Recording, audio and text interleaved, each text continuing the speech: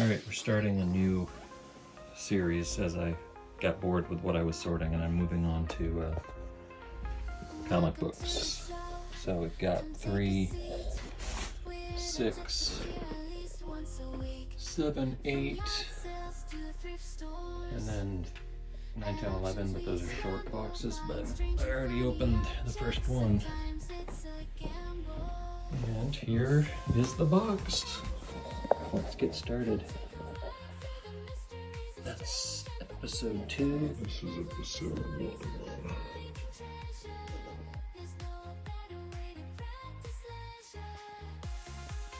Hey, welcome back. It's Greg. So, look, I'm moving on.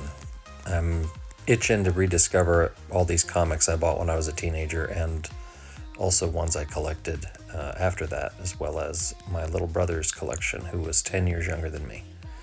So let's open this first box. This is what's written on the outside, and I'll give, I don't know, whatever memories I have of these as I find them. I'll just do some voiceover for nostalgia's sake.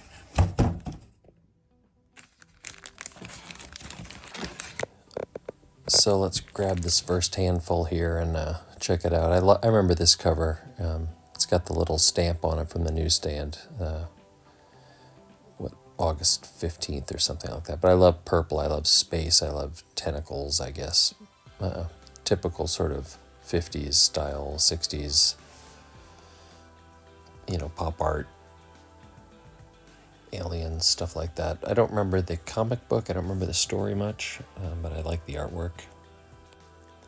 I was collecting in 80, 81, 82, around that time. So there's a big boom there where tons of first editions came out, lots of different stories, lots of different titles, just to try to get you to buy number one because it was going to be collectible. That was sort of the beginning of my education in media hype and culture, pop culture hype and capitalism and limited editions at Franklin Mint and all that kind of stuff. But when I got into cards later in the 80s, I somehow forgot that lesson because it was not comic books.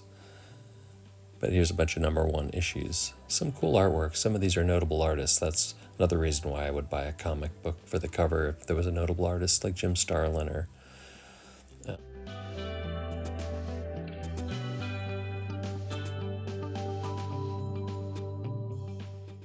This was a big deal, the new Teen Titans. I remember when it came out, my buddy Dave, who got me into comics, insisted I buy this because the story was going to be great.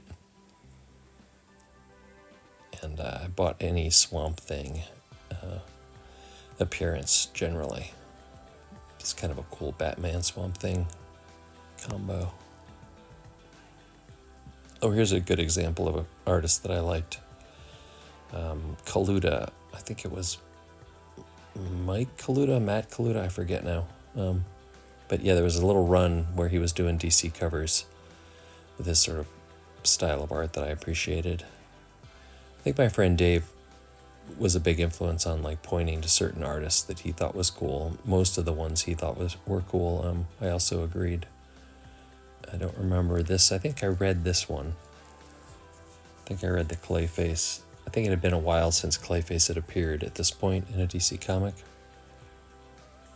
So yeah, I have a couple little mini series where I would have bought, a story run.